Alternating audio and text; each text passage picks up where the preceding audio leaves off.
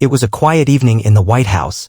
The sun had set behind the grand neoclassical columns and the golden glow of chandeliers lit up the halls. 14-year-old Barron Trump had always found life in the White House both fascinating and isolating. The endless security, the constant presence of aides, and the never-ending political talk sometimes made him yearn for a moment of adventure. Tonight was one of those nights. Barron sat in his room, flipping through his tablet, bored beyond measure. His father, President Donald Trump, was in a meeting with his advisors.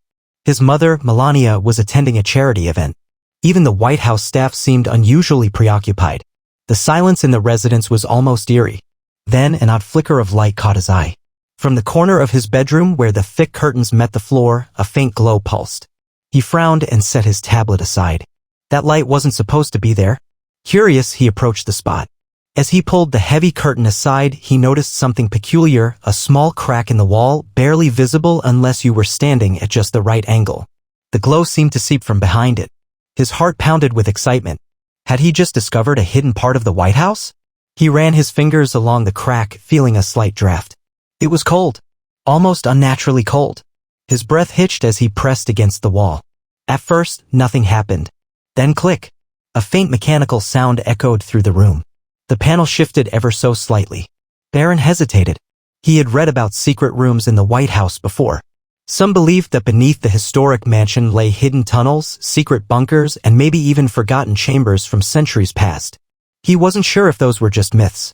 But now, standing before a moving wall panel, he knew one thing for certain: he had found something. With a deep breath, he pushed harder. The panel slid open, revealing a narrow passage lined with old bricks and cobwebs. The glow, he realized, came from somewhere deeper inside. His heart raced. Was it safe? Should he go inside? A moment of hesitation gripped him. Then the thrill of discovery won over. He stepped into the darkness. The moment Barron stepped inside, a chill ran down his spine.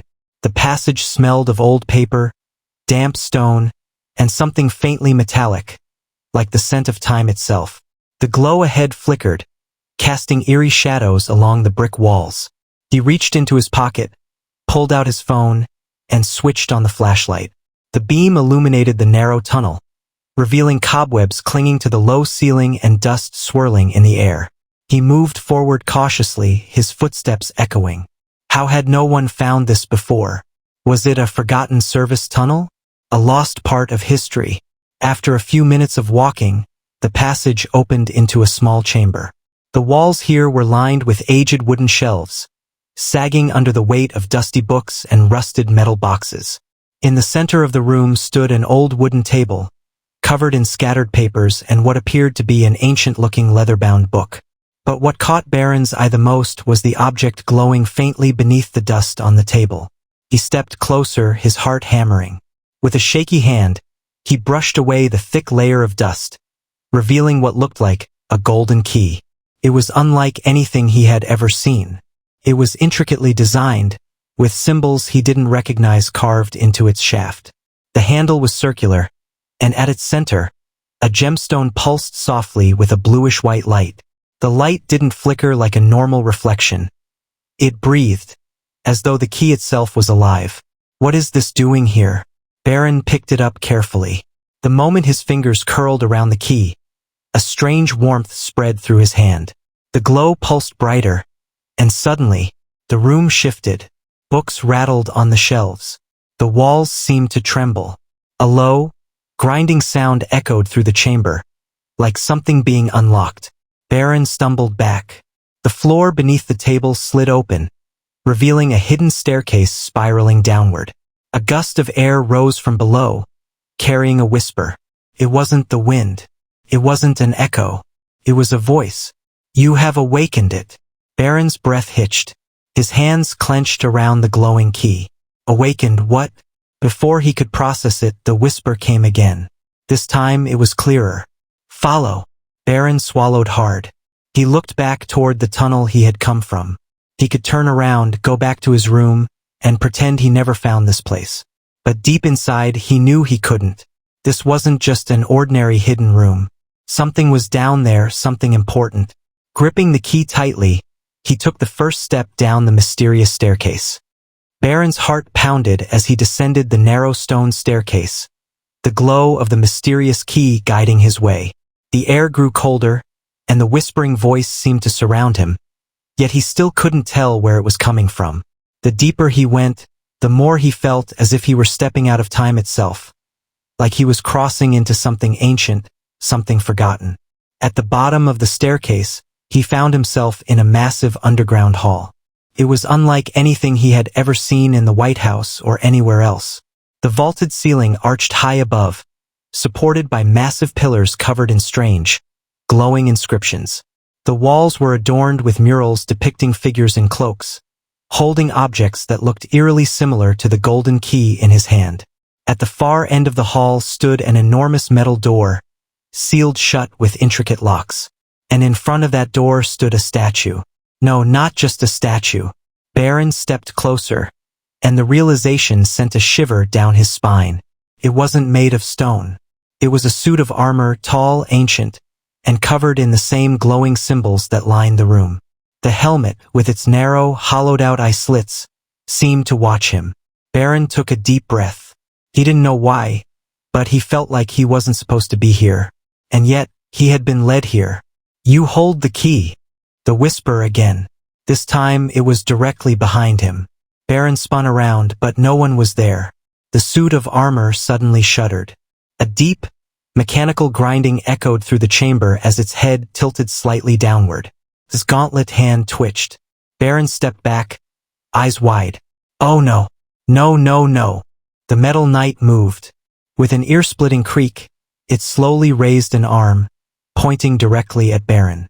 Then, in a deep, reverberating voice that sounded like stones scraping against metal, it spoke. "The Guardian has awoken." The ground trembled beneath Barron's feet. The massive sealed door behind the knight began to glow. Suddenly, the golden key in his hand burned with heat. He winced but didn't let go. Something was happening, something big. And before Barron could react, the suit of armor took a step forward. Barron's breath caught in his throat as the towering suit of armor lurched forward. Its heavy metal boots struck the stone floor with an earth-shaking boom. The ancient inscriptions on its body glowed brighter, pulsating in rhythm with the key in his hand. He stumbled back, gripping the key so tightly that his knuckles turned white. What was happening? The armor raised its arm again, and for a moment, Barron thought it was about to attack. But instead, it extended an open hand. Then, the deep, grinding voice spoke once more. "The heir has returned. The vault must be opened." Barron's heart pounded. What vault?" The knight didn't answer. Instead, the enormous door at the far end of the chamber began to hum. The locks rattled, gears inside turning with a sound like an ancient machine awakening from a long slumber. Barron could hardly breathe. He looked down at the key in his palm. It was shining brighter than ever. Somehow he knew what to do. Swallowing hard, he stepped past the knight and approached the massive door. It was covered in symbols he didn't recognize, but they looked familiar. He had seen similar designs in old history books about the founding fathers, symbols hidden in American architecture, even in the designs on the US dollar bill. He hesitated for only a moment before raising the key. The moment he pressed it into the center of the door, everything changed. A deep rumbling shook the chamber. Light exploded from the door, running along the engraved patterns like liquid gold. The lock spun faster, clicking into place one by one. Then, with a deafening clang, the massive door split open. A gust of ancient air rushed out, filled with the scent of parchment, ink, and something almost electrical. Barron squinted into the darkness beyond. Inside, he could see rows upon rows of shelves, filled with books, scrolls, and strange metallic objects that gleamed in the dim light. But in the center of the vast chamber sat something far more shocking. Pedestal, and resting on it, a wooden box with the presidential seal. Barron's pulse raced. This was it. He had just discovered something no one had seen in centuries. And as he stepped forward to examine the box, the knight's voice rang out again. The secret of the Republic must not fall into the wrong hands. Barron's fingers trembled as he reached for the box. But just as he touched it, the chamber doors behind him slammed shut. The sound of the massive doors slamming shut sent a cold spike of fear through Barron's chest. He spun around, heart racing, but the knight had not moved. It simply stood there, towering over him like a silent guardian. The only way forward was the box. Barron turned back to the pedestal. The wooden box, marked with the presidential seal, looked ancient, the edges worn with time, the gold trim slightly tarnished. But the seal was unmistakable. His fingers hovered over the latch. What could be inside? A forgotten letter? A secret document? Some kind of ancient artifact? His breath hitched as he slowly lifted the lid. Inside, nestled in deep red velvet, was something he never expected. A book, but not just any book. The leather cover was engraved with the same mysterious symbols he had seen on the walls and the knight's armor. The title, embossed in gold, sent a chill down his spine. The Founder's Code. Barron's hands shook as he picked it up. The pages were thick, old, and filled with handwritten text. Diagrams, maps, secrets. His eyes scanned the first few lines. To the Keeper of the Republic. This book holds the knowledge hidden since the birth of this nation. The truth that only a chosen few must ever know. Barron's heartbeat thundered in his ears. A hidden history of the United States? Was this a journal from the Founding Fathers? A guide? A warning? He flipped further and his breath caught. There were blueprints. Designs for structures that didn't exist or hadn't been built yet. There were maps showing tunnels beneath Washington, D.C., marked with locations no history book had ever mentioned. And then one page that made his blood turn cold. A letter, written in perfect cursive, and signed by George Washington himself. For the true leader of our nation. If you have found this, the time has come. The Republic stands on the edge of a great decision. The vault holds more than knowledge, it holds power. Power that, in the wrong hands, could alter the course of history itself. Choose wisely. For with this key, you hold the fate of the United States. Barron swallowed hard. His head spun. The fate of the United States? What did that mean?